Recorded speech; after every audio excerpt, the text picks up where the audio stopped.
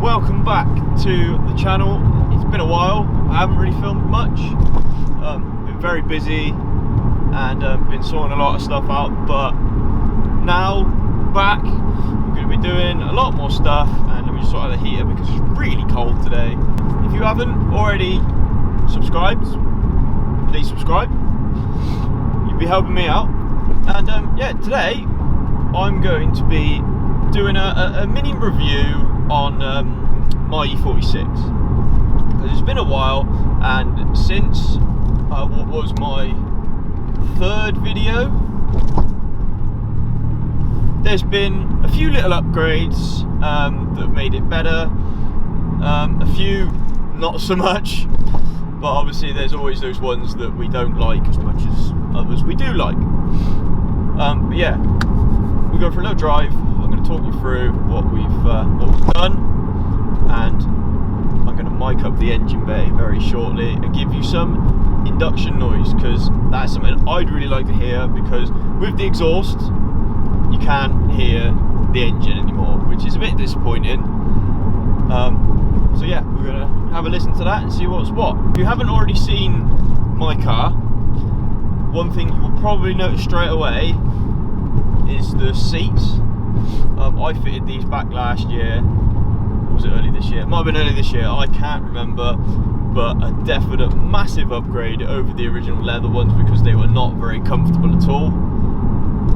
They're OMP fixed back bucket seats. I have done one upgrade, but I will show you that when we get to where we're going.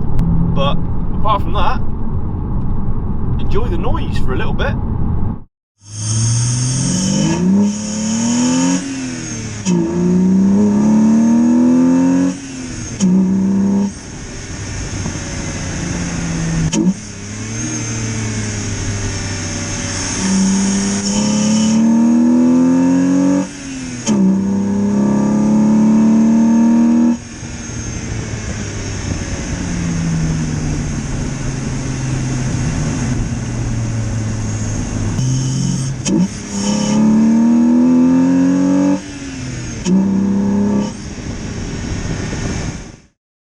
Right guys, we found a really nice place to, well, I say really nice, it's under some trees and it's a bit windy, so I apologise about the audio, but this will be a really good chance to test out my new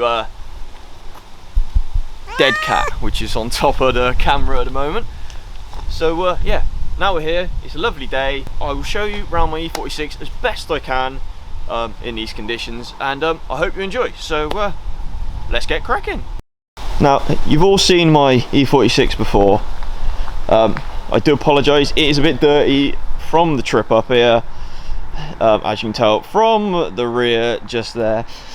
But I'm going to go through a few things we since obviously the last time you saw the car, which was quite a while ago now, I would imagine, because I think that was my third ever video. So let me show you what we have done. So I'm going to get cracking and start with the engine bay. Now, I did take the liberty of cleaning this the other day, And don't get me wrong, it's been used and it is a bit dirty now.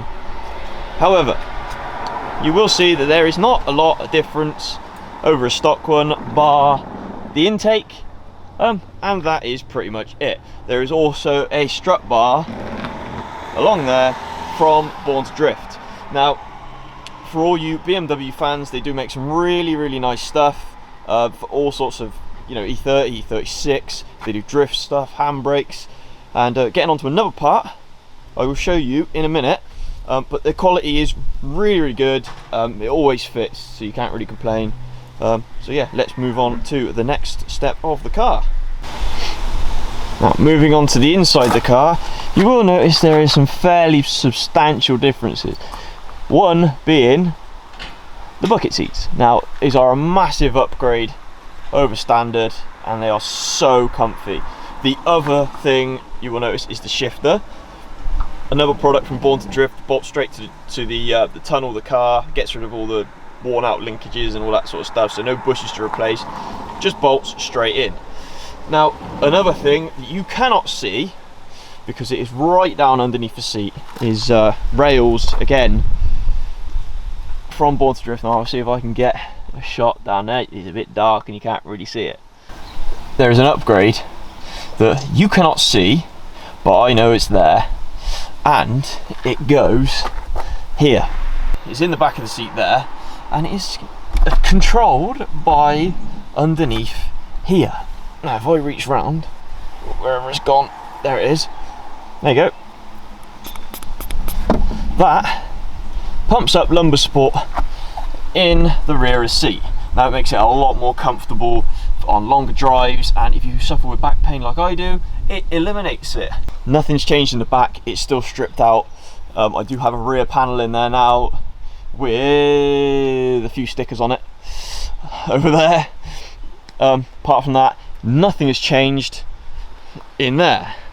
Oh no, that's a lie. This in here is pretty cool. Now here's my shifter that obviously I've shown you. It's very, oh, I dropped it then.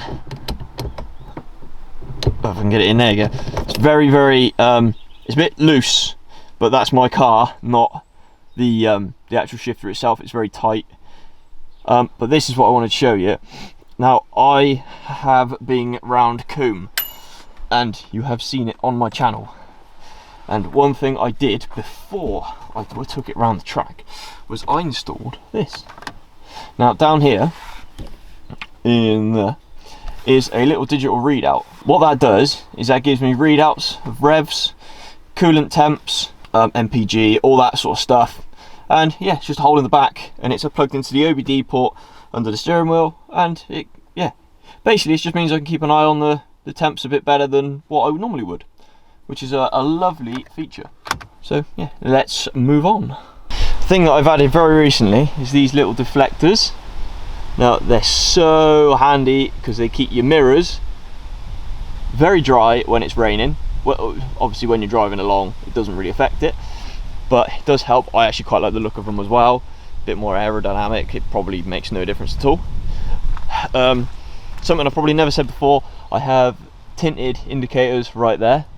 Now if we come down to the wheel, now for all of you who don't know, I have got BC Racing coilovers front and rear. Now underneath here, or behind the wheel I should say, Brembo discs with EBC pads. Now I had Brembos in there and cooked them on track within 3 laps, and that wasn't exactly going hard, so I upgraded them to yellow stuff EBC pads. Much better feel and a lot nicer to drive just on public highway as well. You don't even have to drive hard and they feel really nice. Now if we go on to the back, not a lot's changed here. Still the 8.5J front and 9.5J rear.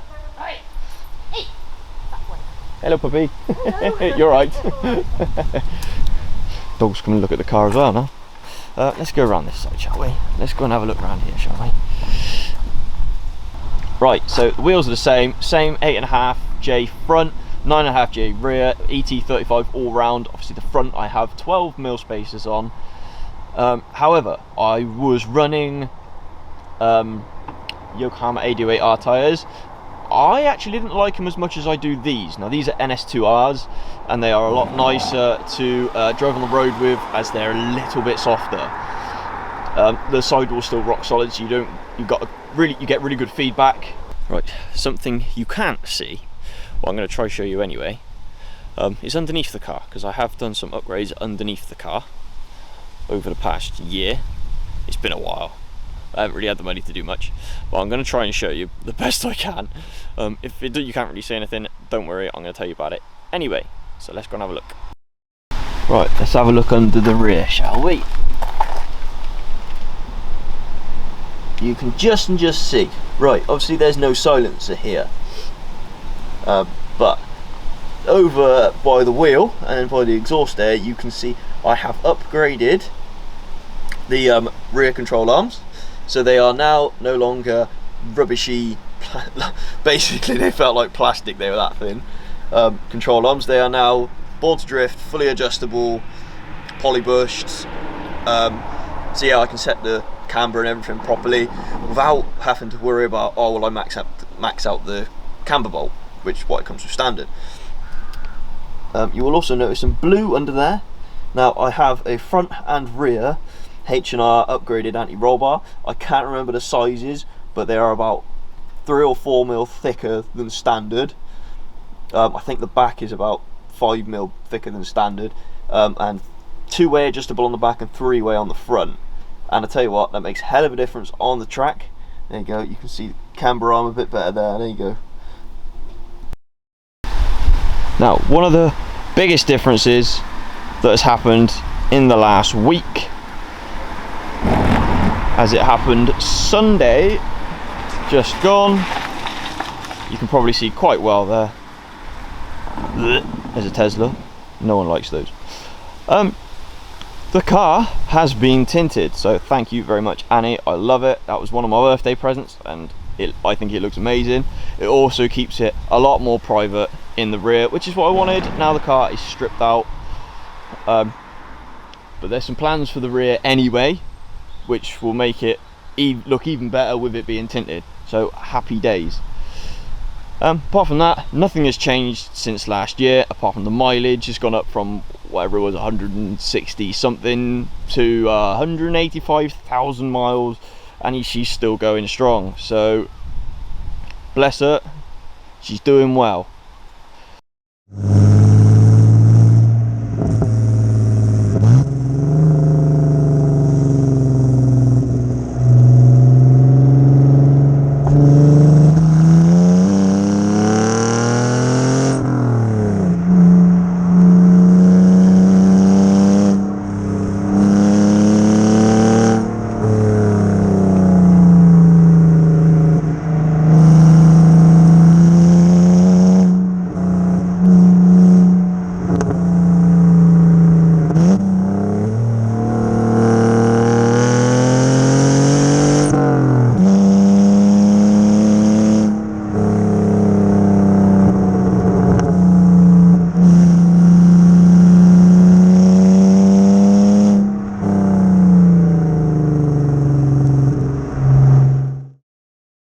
Guys, thank you very much for watching this little short video about updates on my car. It's nothing special, but I hope you can sort of see that there has been some work going on, and there is more to come, so don't panic.